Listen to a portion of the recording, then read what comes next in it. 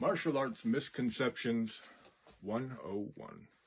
I'm Instructor Thompson, my self-defense studio. Now, you may have seen, if you've watched the channel for a while, that I've done similar things here before with 4-part series going over some of the myths of martial arts. However, because they were a 4-part series, many people didn't have a chance or didn't go to the page and scroll up to watch all of them and had been missing some context. So, in this one video, we're going to go over several things on how you actually use martial arts to defend yourself, or how you can. Now, I want to be clear right off the bat. Martial arts is capability. That is all. What you could be capable of doing. It's not necessarily what you need. What you need is violence of action. What that means is, if you're attacked, you just need to be able to stop the threat, and God forbid that you actually have to do it that way. You need to be able to do it violently, quickly, hard, and fast. Now, you absolutely could just grab onto their head and start striking repeatedly until the threat is stopped. That is one option. That's the thing about training martial arts. We're not talking about any one technique that will work 100%. There is no technique that will work 100% of the time against 100% of people. It doesn't exist. If it did, we would all just train that. What we do is we build up your library of motion. Your library of motion is just your capability and how many different things you can do. Now, different disciplines have this done different ways. In American Kempo, we do it with techniques. Think combinations. They're very similar to combinations. Many of these combinations get to be where they're kind of long. And that, I believe, is why a lot of people get to the point where they watch something and they go, that will never work. And you're right, it will never work like that. The way we do it is how you're going to train it. It is not how you would do it if you had to defend yourself. Now, you might think, then why would we train it that way? And it's an excellent question. We train it that way to be able to install it into your muscle memory so that you have an immediate reaction. Think you go to the doctor and they have the little rubber mallet and they tap your knee and your leg just kicks out, right? That's a reaction, a knee-jerk reaction. We then work on cultivating a response. Now, I'm going to go into what these two things are and why they're different, but with your reaction, one of the main benefits of training in self-defense in any martial art is that you don't think, you just move. We install it into your muscle memory so that your body just has an immediate reaction, provided that you know you're in a fight and a strike is coming in. Of course, anybody could be cold-cocked at any time, jumped from behind, and that kind of a thing. You do have to be aware, hear, see, otherwise know with a sixth sense that an attack is coming in to be able to defend it, obviously. I don't have any delusions of grandeur about what I teach, and I don't have any delusions of grandeur about anything in the martial arts. We are talking about possibilities. We know that your reaction and your capability from your training is that what we're installing here for our muscle memory. But you're not pulling off anything you haven't trained before.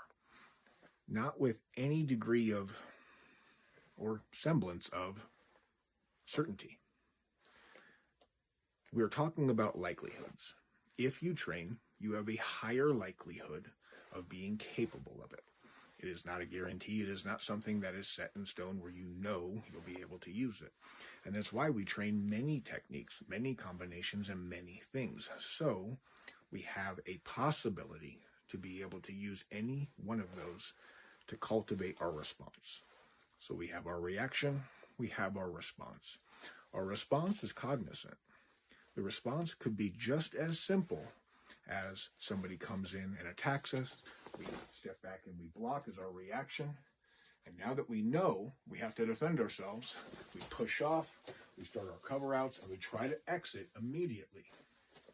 That's a great reaction to response ratio, especially because what I'm primarily looking for is a strategic exit, how to get out without getting hurt. But my response could also be that I go into one of those techniques and I block, and then I start in on some of these things that I've learned. We're not going to be able to pull off some big, long combination or big, long technique because they're moving and we're moving, and a fight is fluid. How we train it is with something called grafting. Grafting, sometimes also called stitching, is a dissection of any given maneuver, strike, block, even footwork, from a given technique, any technique. That singular motion, grafted or stitched with another block, strike, footwork, motion from something else. So I might be training something like delayed sword, where I step back and I block, and I chamber kick, and I land with that chop, and I do my double cover out.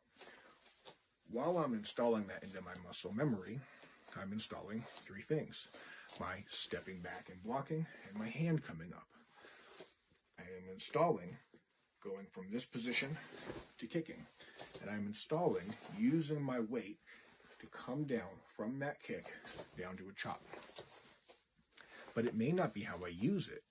In the moment, I might step back and get here and then have to do another block immediately because he threw a couple of strikes or came in with a flurry.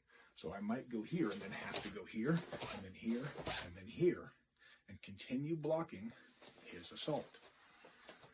We don't know what we're going to be met with. So we graft and stitch these things together, motion by motion, from our library of motion. How many things we know how to do.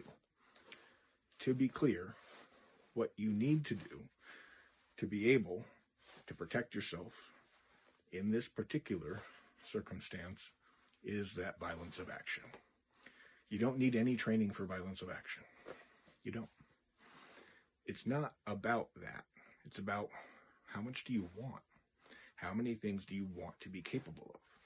The self-defense aspect of it and all of the maneuvers that we practice to install into muscle memory, have the reaction, and then cultivate the response is one aspect.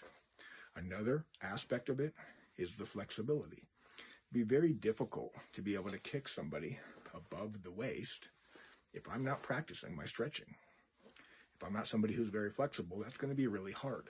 But also, it might be something where I tear a rotator cuff or have another injury from overstretching out a strike. I could be doing a block that comes in to a punch and then punching back. But if I overextend here because I'm not really flexible, I get into hurting myself. It's another facet of training in martial arts. Another one is strength.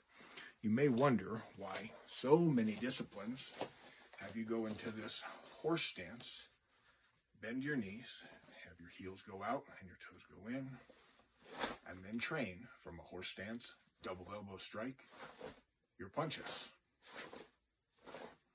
We train this not just to practice punches. The primary reason of building our roots, our strength in our legs, our roots into the ground.